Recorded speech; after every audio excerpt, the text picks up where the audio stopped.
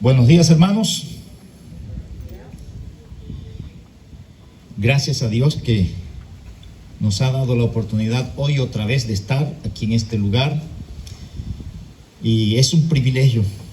No dejamos de reconocer que es un privilegio. No solo el hecho de estar vivos, sino el hecho de estar aquí cantando para nuestro Dios. Vamos a abrir las Biblias o vamos a mantenerlas abiertas en 1 de Pedro capítulo 4. 1 de Pedro en el capítulo 4.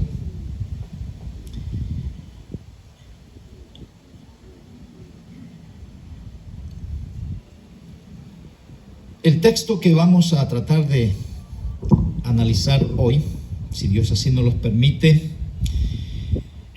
es el que leyó nuestro hermano Samuel, versículos 1 al 11.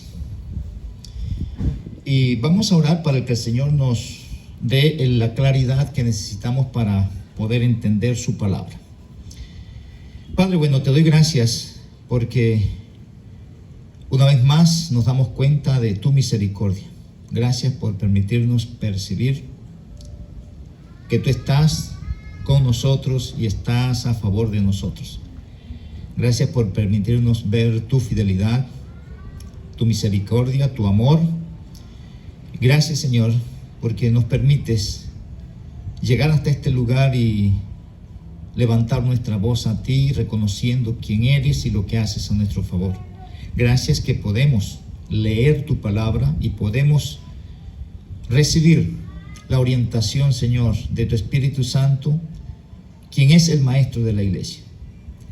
Ruego que en estos momentos, Señor, según lo planeado para con cada uno de los que estamos aquí en este lugar, el Espíritu Santo, Señor, abra el entendimiento de cada uno y que podamos recibir con mansedumbre tu palabra.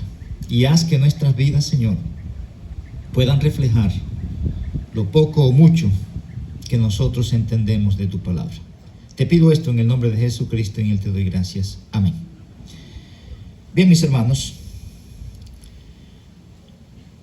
continuamos con el capítulo, con el primero de Pedro, y estamos en el capítulo 4.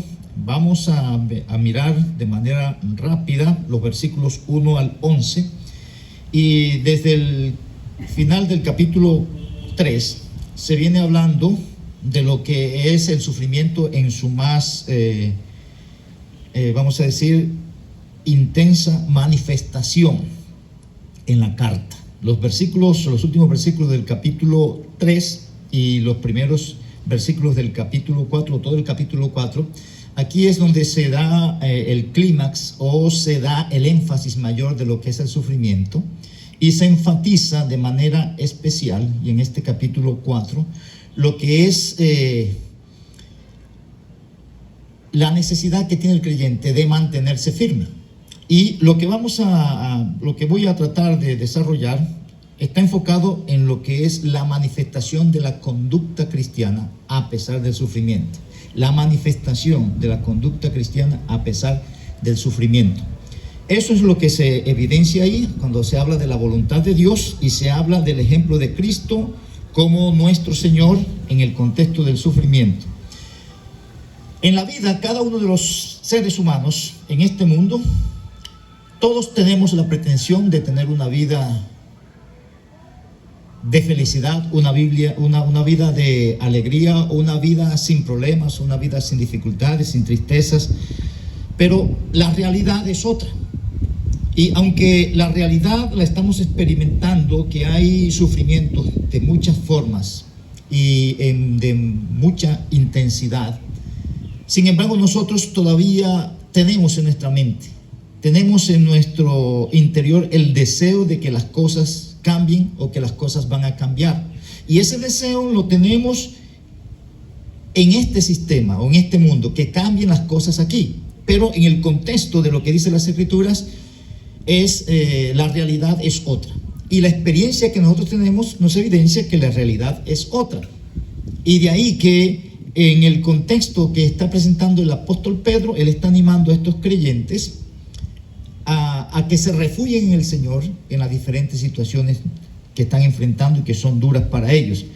Y en este contexto, versículo 1 al versículo 11, aquí se enfatiza que el creyente, a pesar del sufrimiento, a pesar de las tristezas, a pesar de las luchas que puede tener, él debe tener una conducta conforme a lo que dice las Escrituras y que debe dedicarse a lo que Dios le ha mandado hacer a pesar del sufrimiento. Es decir, que el sufrimiento no debe alterar lo que Dios demanda de nosotros. Es a pesar del sufrimiento que nosotros debemos hacer lo que Dios ordena en su palabra. Es muy común y hay veces tenemos el ánimo o el respaldo de personas cuando nosotros hacemos algo que va en contra de las Escrituras. Pero si estamos pasando por un momento de dolor, de tristeza, creemos que eso se justifica y las demás personas vienen a justificar también tal cosa, y eso está mal hecho. Las cosas que son malas delante de Dios, no importa cuál sea su estado emocional, es malo delante de Dios. Porque la persona le está pasando por esta situación difícil, entonces ¿tiene permiso o licencia de pecar? No, no tiene permiso ni licencia de pecar. Sigue siendo pecado. Y aún en su tristeza y en su dolor se le puede amonestar, porque no debe ir en contra de lo que Dios establece. Y nosotros no debemos apoyar ni animar a las personas que están en situaciones de dolor y están pecando y decirle que pueden hacerlo. Porque a veces yo te entiendo, dicen, y pobrecito, como está pasando por eso. No importa por qué esté pasando. Lo que Dios ha dicho, lo ha dicho.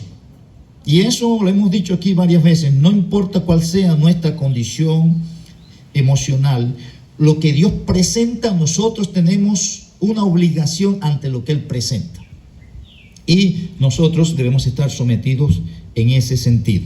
Entonces, en los versículos 1 al 2, aquí se va a hablar acerca de la preparación que debe tener el creyente, sabiendo que está en un contexto de sufrimiento y de dolor.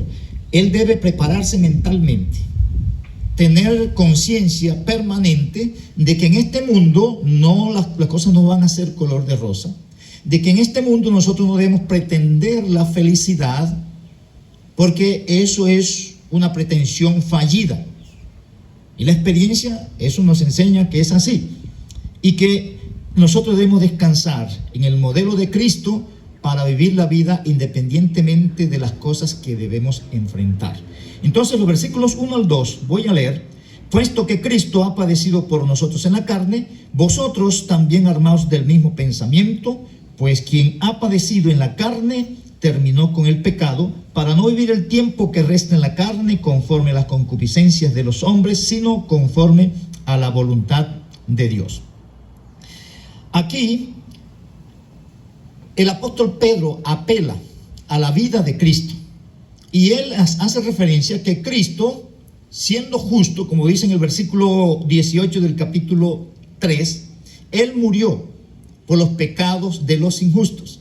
Él, siendo justo, padeció.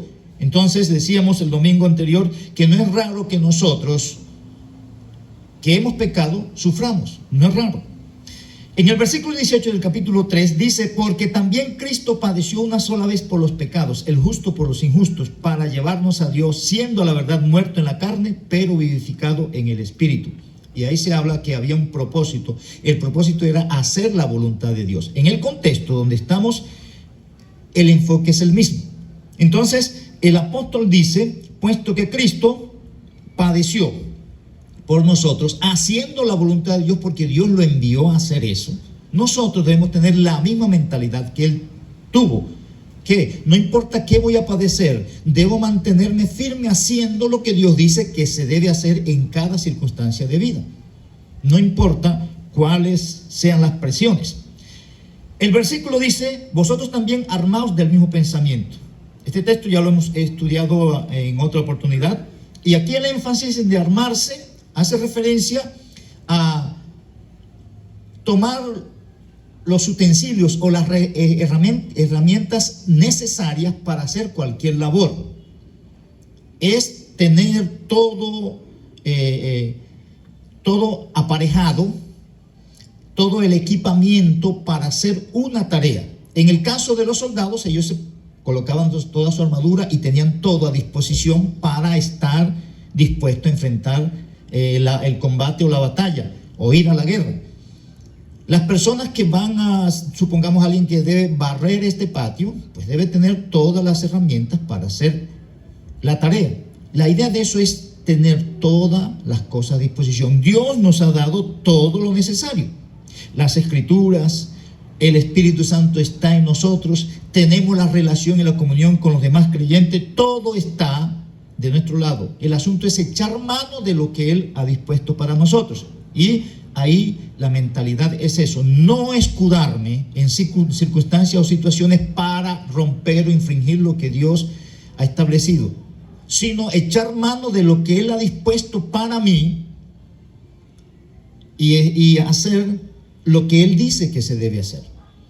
En otras oportunidades hemos dicho que hay veces tenemos la tendencia perversa, malvada, de tomar los malos ejemplos que hay en las congregaciones para justificar nuestros malos procederes. Pero muy poco tomamos los buenos ejemplos que hay en la iglesia para cambiar y tener una vida que corresponde con la verdad. Y es verdad que en las congregaciones, no importa cuál sea la congregación, hay algunos angelitos y hay algunos demonios. Nosotros debemos decidir si imitamos a esos demonios o a esos angelitos. Pero es una decisión de nosotros. Dios ha puesto herramienta en todos los contextos. Sin duda que, por muy perversos que seamos, aquí hay personas que pueden ser dignas de seguir o de imitar, aunque sea en un aspecto de la vida. Y podemos apelar a eso. Y eso es lo que se enfatiza aquí, armaos del mismo pensamiento. Versículo 2 dice, el propósito es que no se viva el tiempo que resta. Y habla de los años, muchos o pocos que tengamos por vivir en este mundo, los días que Dios tiene para nosotros, que están ya organizados, están establecidos por Él, cuándo nos va a llevar de aquí. No importa, nosotros no sabemos cuáles son, pero sí se requiere que estemos firmes haciendo lo que Él dice, en tanto Él nos tiene con vida o Él nos tiene respirando. Para no vivir el tiempo que resta en la carne conforme a las concupiscencias de los hombres, sino conforme a la voluntad de Dios. Y se presentan dos cosas ahí. Hay las opciones de seguir haciendo lo que hacíamos antes de ser creyentes, en nuestra naturaleza carnal, caída, nuestra naturaleza humana sin ser redimida. No teníamos otra alternativa. Y Él dice aquí, falta tiempo para que el Señor nos lleve, pero en tanto Él nos lleva de aquí, nosotros debemos vivir esos días no siguiendo los deseos perversos que antes teníamos antes de ser creyentes, sino vivir esos días conforme a lo que Él ha establecido, que es la voluntad de Dios, todo aquello que está escrito en su palabra, para que nosotros tengamos dirección y conducirnos en cualquier área. La Biblia nos da información sobre cómo funcionar dentro del hogar, en el trabajo, en la calle, en la congregación, en cualquier lugar. Tener el enfoque de lo que Dios presenta en su palabra, que debe ser nuestra manera de vida. En los versículos 3 y hasta el versículo 8, aquí se hace un contraste. Hasta el versículo 6, se hace un contraste en el contexto de la conducta que tiene el creyente y el contraste de la conducta de aquel que no ha sido nacido de nuevo. Y ahí se hace referencia a que en otro tiempo estuvimos de cierta manera. Y esto representa sufrimiento. Dejar las cosas que nos gustan a nosotros, eso representa sufrimiento. Pero el contexto, como hemos venido diciendo, de toda la carta, es que nosotros somos extranjeros y advenedizos. Y debe mostrarse la diferencia entre los que son y los que no son hijos de Dios. Versículo 3, entonces comenzamos aquí a resaltar el contraste que hay en el contexto de las conductas que se pueden evidenciar. Baste ya, dice el versículo 3, el tiempo pasado para haber hecho lo que agrada a los gentiles. Lo primero ahí es que hay una tendencia en la voluntad, en la naturaleza de la persona que no ha nacido de nuevo, a un desenfreno. Eso es algo que está ahí por razón del pecado. Eso va a tender siempre al desenfreno. Y dice que los que son creyentes ahora tuvieron un tiempo, antes de ser creyente, de estar haciendo esas cosas. Era normal. Pero ahora no es normal si es hijo de Dios. Baste ya el tiempo pasado para haber hecho lo que agrada a los gentiles. Estar deleitándose en lo que se deleita una persona que no conoce de Dios. Y presenta una lista aquí de pecados. Como todas las listas que se presentan en el Nuevo Testamento, no es una lista completa, sino como una especie de resumen de algunas de las cosas que pueden ser las cosas que más se manifestaban en ese momento cuando está escribiendo el apóstol Pedro. Y el énfasis aquí, hay dos énfasis en los diferentes términos que se usan ahí, o los diferentes pecados que se nombran. El énfasis en el desvío sexual y el énfasis en el abuso del licor. Esos términos que aparecen ahí se enfocan en esas dos cosas. Y es algo que siempre ha permanecido en toda la humanidad. Desvío, desenfreno en el contexto sexual y desvío y desenfreno en el contexto del alcohol. Los términos que aparecen ahí, que resalta el apóstol Pedro, comienzan con las lascivias. Y eso es, de manera resumida, un libertinaje sexual. La lascivia es un libertinaje sexual. Se habla de el exceso licencioso y sin límites de estar probando de una u otra forma con una y otra pareja sin ningún tipo de restricción, sin ningún tipo de límite, sin ninguna anticipación de consecuencias, no importa cuáles sean las consecuencias físicas, morales, espirituales. La lascivia lleva a la persona a no tener freno. Y en este contexto el énfasis está en la parte sexual, porque eso puede involucrar otras cosas. Después se usa el término concupiscencias. Y eso hace referencia a esos deseos fuertes, esos deseos intensos. Y como la palabra aparece ahí en el contexto de estos términos de desvío, está relacionado con el desvío también, el desvío sexual. Deseos intensos, todo el tiempo de estar proyectado a lo que Dios desaprueba en el contexto sexual. Cualquier tipo de deseo que va en contra de lo que Dios ha establecido. Y en ese término presentan deseos, no los deseos naturales o normales que hay, sino un exceso de deseo que lleva a la persona a provocar, a buscar, a conseguir satisfacción de esos deseos, a hacer lo que sea, no importa a costa de qué. Y eso es muy común y se va acrecentando cada día. Habla de embriagueces. También es exceso, desbordarse, excediéndose en el consumo de cualquier tipo de licor, alcohol o bebida embriagante.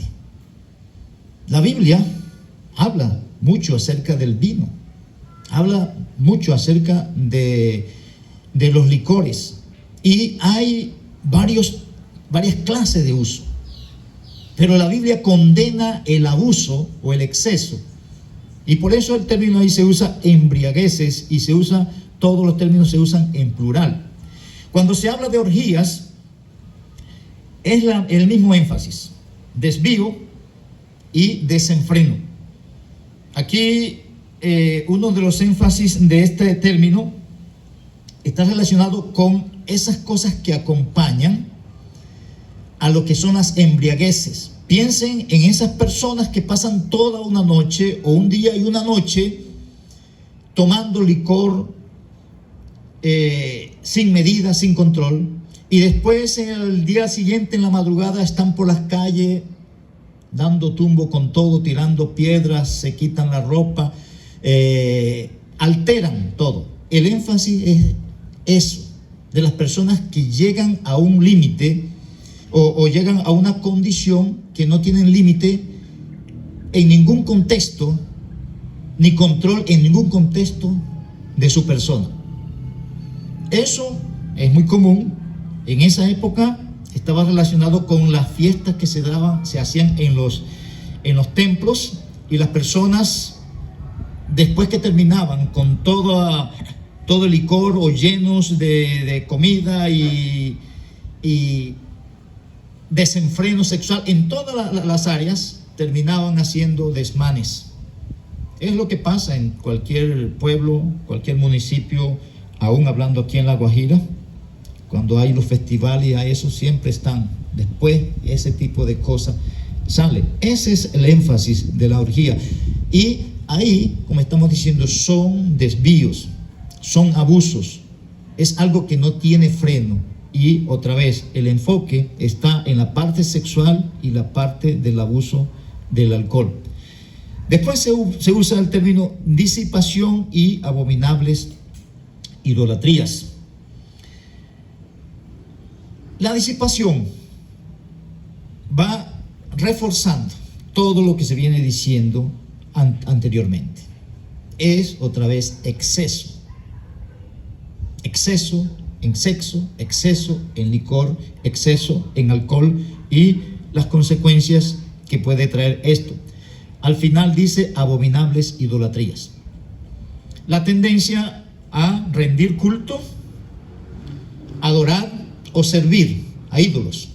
Pero aquí dice, usa el término abominables, y el énfasis, uno de los énfasis es que aún en ese contexto de los griegos, ellos se reunían y en muchas de sus fiestas a los ídolos, ellos ofrecían una cantidad de cosas en sacrificio, y sus cuerpos mismos. Habían espacios y lugares donde había sexo en el contexto de sus rituales, desenfreno, el tomar licor o alcohol en desenfreno como una forma de sacrificio también.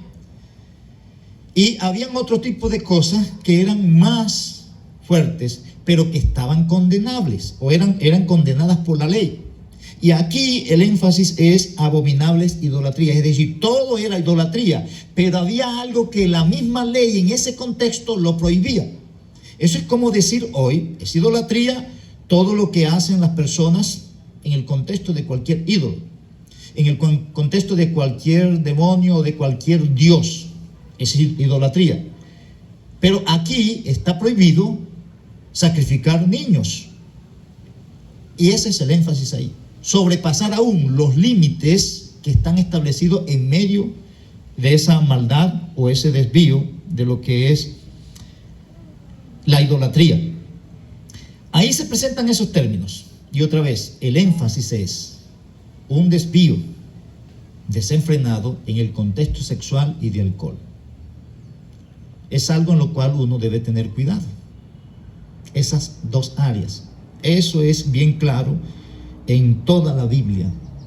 Son dos de las cosas que Dios más condena y que revela que deteriora la sociedad, no importa cuál sea esta, que esté metida en esos dos aspectos de desvío. En el versículo 4, aquí va a hablar de que las personas, los creyentes que se mantienen firmes, alejados de ese tipo de cosas, los demás lo van a ver como cosas raras. Dice el versículo: a esto les parece cosa extraña que vosotros no corráis con ellos en el mismo desenfreno de disolución y os ultrajan. Eso es normal, eso es común, que las personas con quien uno pudo haber militado, pudo haberse juntado para participar de estas cosas, cuando lo ven que uno no participa de eso, lo van a ver a uno como cosa rara. Y eso es lo que se presenta ahí. A ellos les parece cosa extraña. Eso es algo que sale de la razón. ¿Cómo es posible que a esta gente no le guste el licor? ¿Cómo es posible que a esta gente no le guste esta cosa? ¿Cómo es posible que a esta gente es suficiente con tener una sola mujer? Con todo ese tipo de cosas, eso sorprendía. Esa es la idea. Y aquí dice, les parece cosa extraña. A ellos les sorprende que vosotros no corráis con ellos en el mismo desenfreno. Y entonces viene el ultraje. Y eso es literalmente la blasfemia. Literalmente es blasfemar contra aquellos. Ese término se puede usar para Dios y se puede usar para persona. Pero la idea de eso es que hay maldición de alguna forma u otra contra aquellos que de alguna manera u otra participaron de algo, pero lo dejaron. Versículo 5, vamos a seguir. Pero ellos, el versículo 5, darán cuenta al que está preparado para juzgar a los vivos y a los muertos. Y aquí, en este versículo y en el siguiente, el versículo 5 y el versículo 6, se habla de lo que Dios tiene organizado, de lo que Dios tiene diseñado, y que por eso el Evangelio ha sido predicado, por razón del juicio. El versículo dice, pero ellos darán cuenta al que está preparado para juzgar a los vivos y a los muertos. Por mucho que condenen la conducta que debe tener el creyente, ellos, por el contrario, que favorecen la otra práctica, ellos van a dar cuenta. En el versículo 6 dice, porque por esto también ha sido predicado el Evangelio a los muertos, para que sean juzgados en carne según los hombres, pero vivan en espíritu según Dios. Este es otro texto que se presenta en este libro, que tiene muchas interpretaciones, pero cuando se ve en el contexto de lo que se presenta, así como estábamos hablando de los espíritus encarcelados a quienes les predicó Cristo en espíritu, y que no hay claridad de quiénes son esos espíritus, aquí se hace una interpretación igual. Muchos piensan de este texto que hay una segunda oportunidad de salvación, y por eso hay algunos que dicen que Cristo fue a predicarle al infierno, ellos hablan de infierno, a las personas que murieron sin Cristo, para que tengan una oportunidad, de pronto los que no habían escuchado. Pero aquí en el contexto viene hablando del sufrimiento, el padecimiento, la persecución y aún el ser muertos por razón de la fe. Y el apóstol, él está haciendo referencia de que aún esas personas, los que creyeron en el Evangelio, cuando ellos estaban en vida, ellos recibieron el Evangelio. Pero muchos de ellos murieron siendo mártires por razón del Evangelio. Y el texto dice que ellos fueron juzgados en la carne, según los hombres, por creer en el Evangelio, y muchos fueron muertos.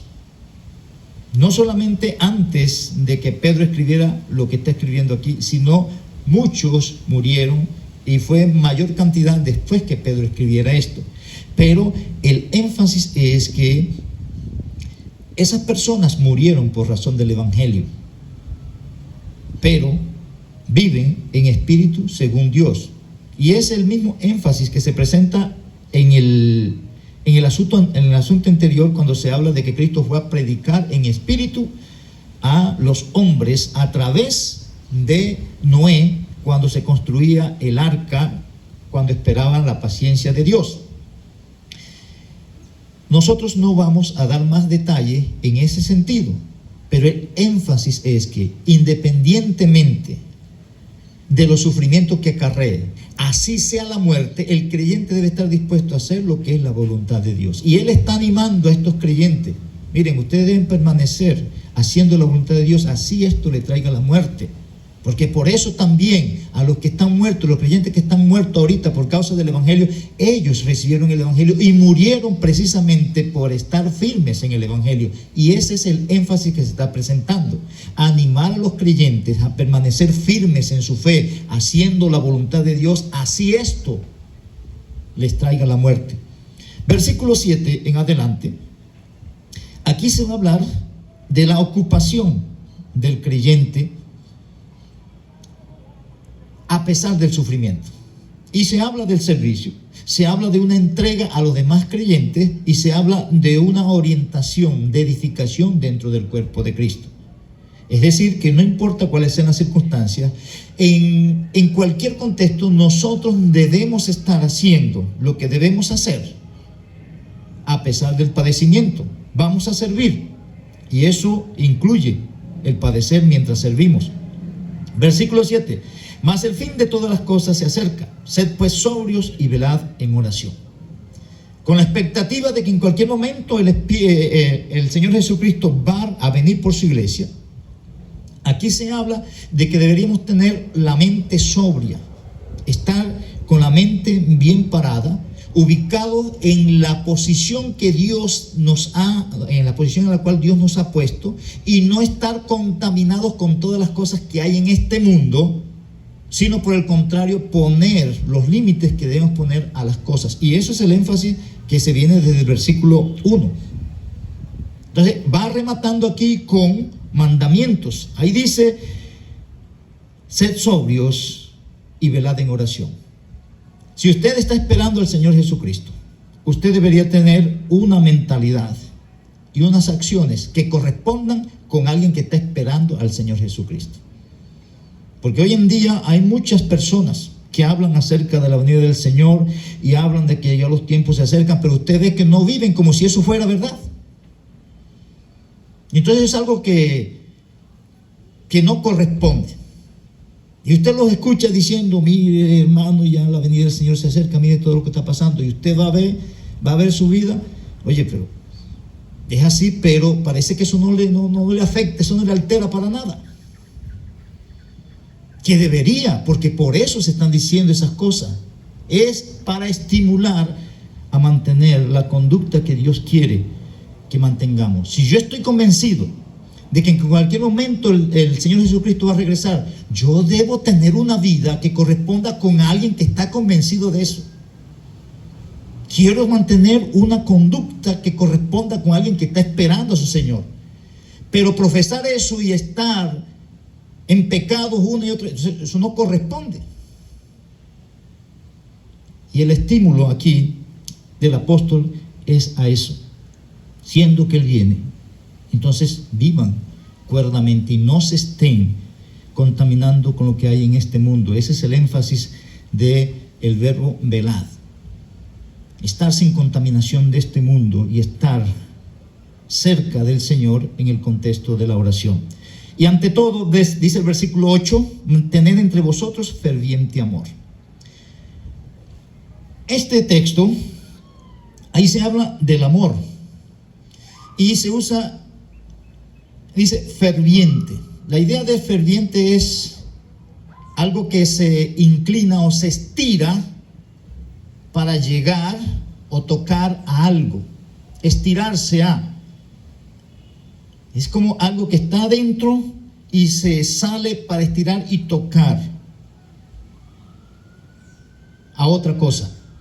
Él dice, es un amor que se estira, un amor que sale de la persona. No es un amor que está ahí y se profesa, sino que se estira. Y dice el texto, porque el amor cubrirá multitud de pecados.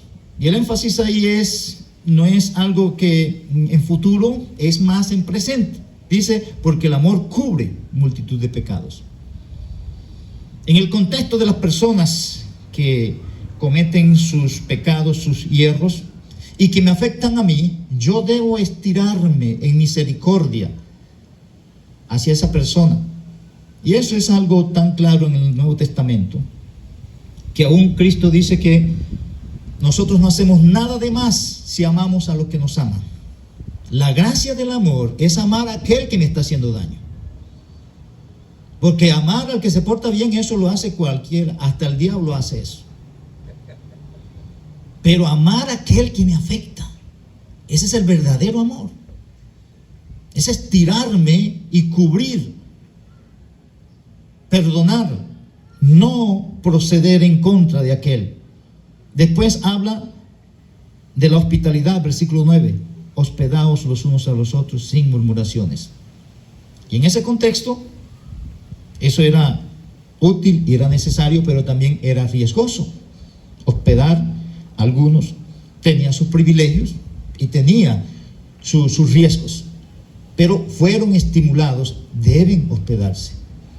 Deben abrir las puertas a aquellos que necesitan de ustedes sin estar con debates ocultos o escondidos, criticando o murmurando por lo que está sucediendo con aquel a quien usted ha hospedado. No vamos a entrar en más detalle ahí tampoco. Versículos 10 al 11, aquí se habla acerca de la necesidad de usar los dones, y eso es un contexto también de sufrimiento. No importa en qué sufrimiento estemos, usted debe servir. No importa cuáles sean los sufrimientos que usted tiene, sea por el evangelio o por lo que sea. El servicio sobrepasa nuestra condición. Cuando usted quiere servir, no importa cuál sea su condición, usted va a servir. Y el texto dice: cada uno según el don que ha recibido, ministrelo a los otros como buenos administradores de la multiforme gracia de Dios. Se ha dicho y se sigue diciendo que todo creyente tiene a lo menos un don. Es una manifestación del Espíritu Santo que lo lleva a ser útil al cuerpo o en el cuerpo de Cristo a otras personas, sea con palabras o sea con servicios, que eso es lo que se va a detallar.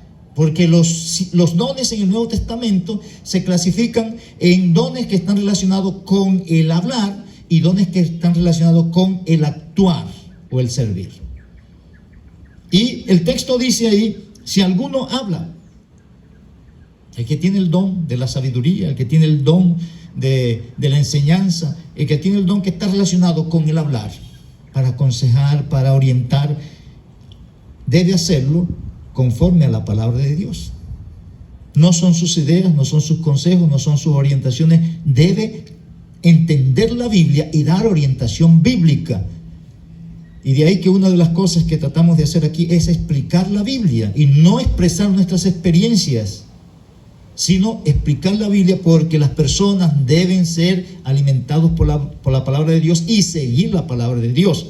Y el énfasis aquí, y que trae sufrimiento, es ese, porque las personas quisieran estar escuchando otra cosa, no lo que dice la palabra de Dios. Las personas quisieran estar escuchando todos los beneficios que Dios tiene para ellos, pero cuando Dios tiene demanda para ellos, eso nadie lo quiere escuchar. El texto dice: si alguno ministra, y ahí ese es el término para servir, si alguno sirve, sirva conforme al poder que Dios da. O sea, lo que estoy haciendo, lo estoy haciendo porque Dios me ha motivado a hacerlo y me está dando la fuerza para hacerlo como debo hacerlo. Por eso lo hago y no me quejo mientras lo hago. Y estoy cansado y estoy sudando haciéndolo y terminé cansado, pero estoy gozoso por haber hecho lo que Dios me mandó a hacer. Pero cuando lo hago con murmuración y con queja porque a mí siempre me toca o porque siempre me ponen a mí, eso no tiene sentido. Eso, en vez de ser beneficioso, eso es pecaminoso. Si alguno ministre conforme al poder que Dios da. Y el propósito es para que en todo sea Dios glorificado por Jesucristo. En todo este contexto, el apóstol está presentando argumentos a estos creyentes para que puedan permanecer haciendo lo que Dios les mandó a hacer, a pesar de que están en medio de sufrimiento.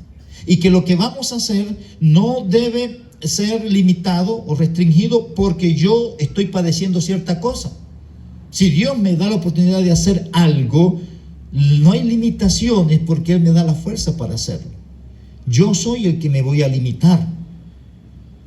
Y no debo limitarme si Dios me ha dado la oportunidad de hacerlo.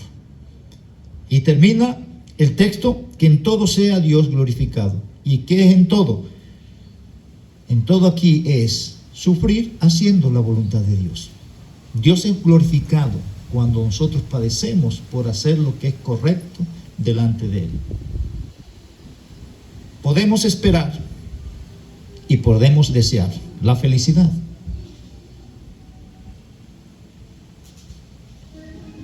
Pero deberíamos aterrizar. Ese es algo que está solamente en nuestro deseo. Cuando echamos un vistazo a nuestra experiencia de vida, la felicidad es lo que menos está por ahí. Nosotros no necesitamos la felicidad, necesitamos a Dios. Y Él está en nuestras tristezas, Él está en nuestras luchas, Él está en nuestras debilidades, Él está en nuestras tribulaciones, Él está en nuestras aflicciones. Todo eso está ahí. Pero nosotros no queremos que sea Él el que esté ahí, sino que sea la felicidad. No, es Él. Es Él el que nos lleva, es Él en quien estamos. Y no importa cuáles sean las consecuencias, nosotros sometámonos a Dios para que en todo sea Él glorificado. Padre bueno, te doy gracias. Gracias porque tú eres Dios Todopoderoso. Nos has dado la salvación en Cristo Jesús.